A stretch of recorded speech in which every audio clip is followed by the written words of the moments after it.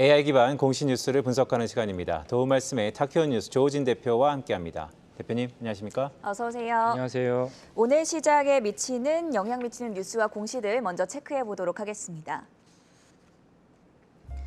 SKC가 지난 2월에 허윤영, 허윤정 씨에게 8억 4천만 원을 증여했다고 공시했습니다. 메디포스트의 양윤선 대표가 자사주 100억 원을 매도했습니다. 국민연금이 SKC의 보유 지분을 확대했습니다. 대신증권은 삼성전기의 최근 주가 하락이 과매도라고 평가했습니다. 네, 대표님. 국민연금이 오랜만에 국내 주식의 보유 지분 확대인 것 같은데 어떤 내용이죠? 그렇죠. 제가 지난주에도 말씀드렸지만 이제 우리나라 시장이 이제 페드의 유동성 환수 때문에 엄청나게 이제 폭락을 거듭하고 있는데 이때 이제 국민연금이 이제 기관 투자가로서 이제 버팀목 역할을 해줘야 되는데도 불구하고 최근에 국민연금 고위 관계자가 왜냐면 국민연금이 지금 이사장이 공석인 상태입니다. 그래서 국민연금 고위 관계자가 이제 인터뷰를 하면서 코스피 이제 우리나라 국내 시장 때문에 좀 안 좋다. 그래서 뭐 심지어 우리나라 주식을 다 팔아버렸으면 좋겠다. 이런 이제 멘트를 해서 시장에서 상당히 놀라게 했습니다.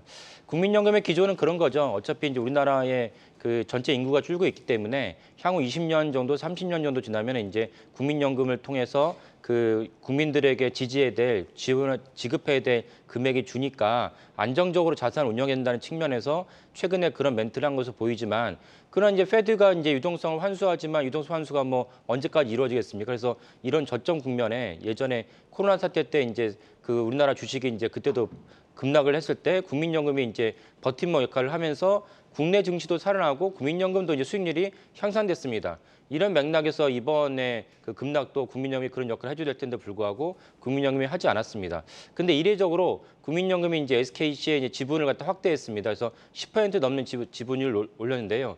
우리나라 공시 규정은 이제 5%가 넘으면 대주주고 10%가 넘으면 이제 주요 주주라고 해서 보다 이제 공시 의무가 확대됩니다. 특별히 이제 10%가 넘으면은 매수매도 단가를 기입을 해야 됩니다. 그래서 매수매도 단가를 기입한다는 것은 이제 기관 투자가들 입장에서 큰 부담이죠. 이 정도로 10%를 넘는 걸 이제 꺼려하는데 국민연금 전체적으로 국내 주식을 갖다 줄이는 가운데서도 SKC 지분 자체는 늘렸다. 이것은 이제 SKC에 대해서 유망하다 이렇게 봐야겠습니다. SKC의 주요한 최근에 이제 이벤트를 보면은 SKC가 갖고 있던 중요한 사업 부문을 갖다가 한행 컴퍼니에 매각을 하면서 약 1조 6천억 정도의 자금이 유입될 것으로 보입니다.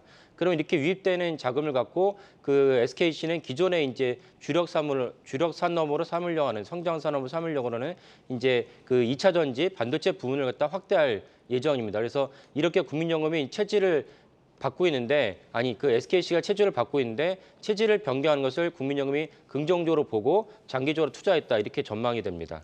네, SKC에 대해서 알아봤고요. 두 번째 삼성전기 관련해서 리포트가 나왔는데 우려보다는 긍정적인 변화에 주목해야 한다. 이런 연구원의 평가가 있었습니다. 어떤 내용입니까? 예, 삼성전기도 역시 뭐 똑같은 맥락으로 이제 주가가 이제 내려갔는데, 근데 회사의 본질 가치와는 무관하다 이런 맥락이죠. 그러니까 유동성 때문에 이제 수요 공급에서 이제 회사 주식을 팔려는 사람들이 많고 이게 사려는 사람이 적으니까 주가가 내려간 것인데 회사의 본질 가치 무관하다. 그리고 이제 제가 이제 방송에서 몇 번 말씀드렸지만 삼성전기의 이제 중요한 이제 모멘텀이 되는 계약이 체결됐죠. 그래서 삼성전기나 테슬라에서는 공식적으로 확인하진 않지만은 이번엔 대신증권 리포트에도 보면은 올해 하반기부터 본격적으로 북미의 전기 완성차에다가 삼성전기가 이제 매출을 올린다는 것이죠. 그러니까 북미에 이렇게 대규모로 매출을 올릴 수 있는 것이 테슬라 말고는 없죠. 그러니까 역시 이제 여러 가지 추정으로 봤을 때 삼성전기에 이제 테슬라가 이제 카메라 모듈 납품하는 것이 이제